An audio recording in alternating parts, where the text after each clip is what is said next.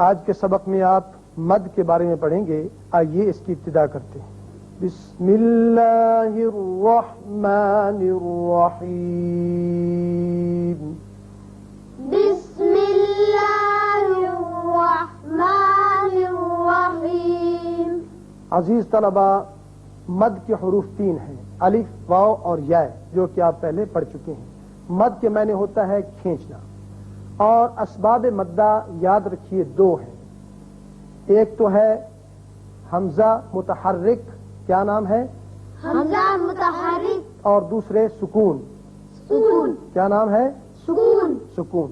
اب 2 کی وجہ سے مد پیدا ہوتا ہے، یعنی کھینچا جاتا ہے. پہلا جو مد ہے وہ آپ کو یہ دیکھ رہے ہیں آپ، بڑا مد ہے. یاد رکھیے حمزہ جو ہے 2 شکلوں میں آتا ہے. ایک حمزہ بشکل حمزہ اور دوسرے حمزہ بشکل الف، جس پر زبر زیر پیش ہو ایسا الف، وہ حمزہ کہلاتا ہے. اب دونوں کی تقسیم یاد رکھیے کہ جس حروف مدہ میں سے الف، واو، یا کوئی آ جائے، اس کے بعد یہ حمزہ آ جائے اس شکل میں، تو اس مد کو کہتے ہیں مد متصل. کیا نام ہے؟ مد متصل. یعنی اس کو واجبی طور پر ہم 5 حرکات کے برابر لمبا کریں گے. اور یہ الف کے بعد بھی آتا ہے، یا کے بعد بھی آتا ہے، اور واو کے بعد بھی آتا ہے. 3 حروف مدہ ہیں، تینوں کے بعد جب اس شکل میں آ جائے تو مد متصل. اسی طرح دوسرا ہے مد کہ الف کے بعد یا کے بعد، اگر یا اور واو کے بعد جب آ جائے الف اس طریقے سے، جو کہ حمزہ بشکل الف ہوتا ہے، تو اس کو کہتے ہیں مد منفصل. کیا نام ہے؟ مد منفصل. مد منفصل. مد منفصل.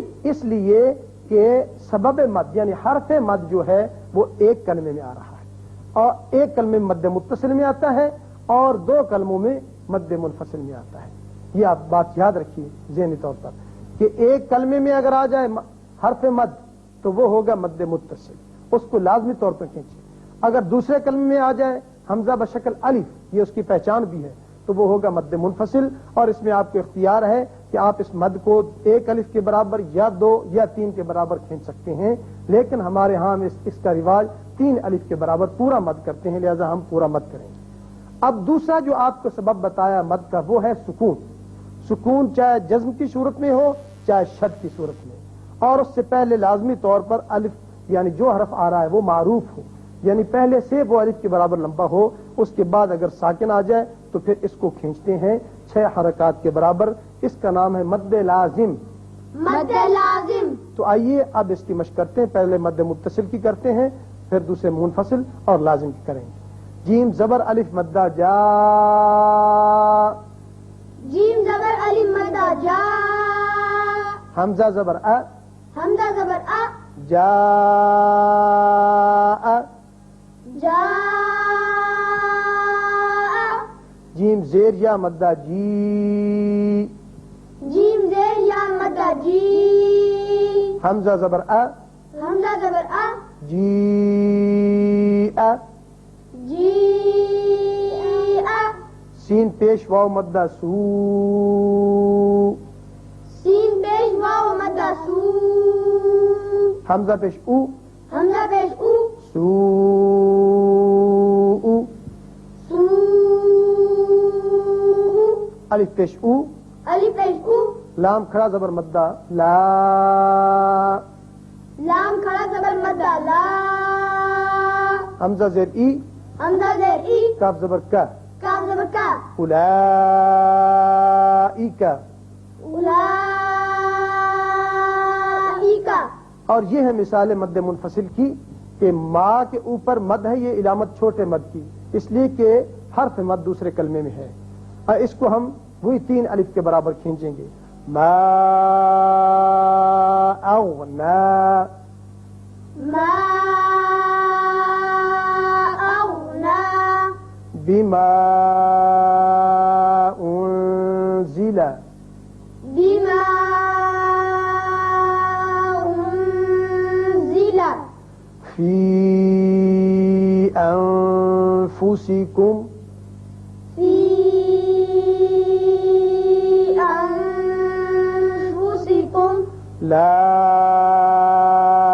أعبد. لا أعبد. قالوا أتجعل أتجعل كما أرسلنا كما أرسلنا.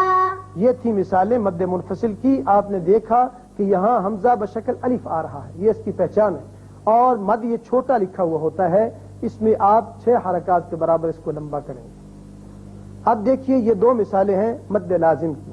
پہلی تو ہے جزم کے ساتھ، الف مدہ لام ساکن الف مدہ لام ساکن آل،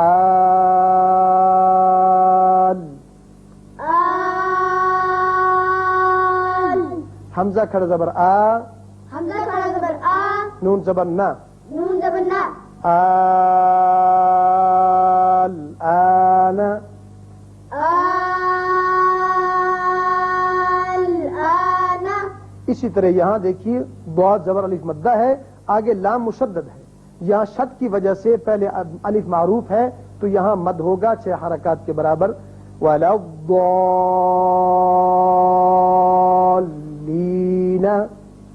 ولا الضالين.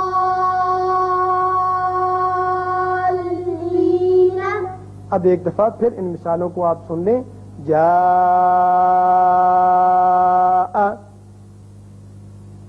جاء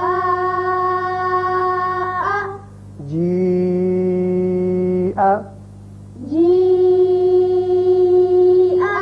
سوء. سوء. یہ 3 مثالیں تینوں حروف میں آ گئیں. اب منفصل میں 3 حروف میں مثالیں آپ سنیں. ما اغنا. ما أغنى. اب یا کی مثال فی انفسکم. في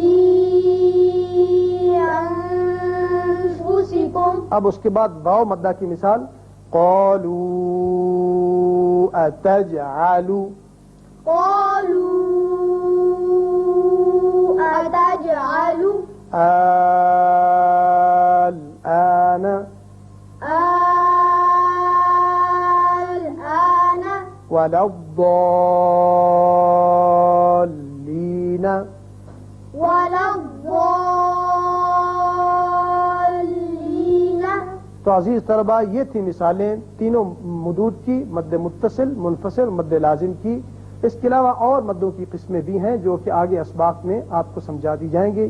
اللہ تعالی ہمیں صحیح یاد رکھنے کی توفیق عطا فرمائے. آمین.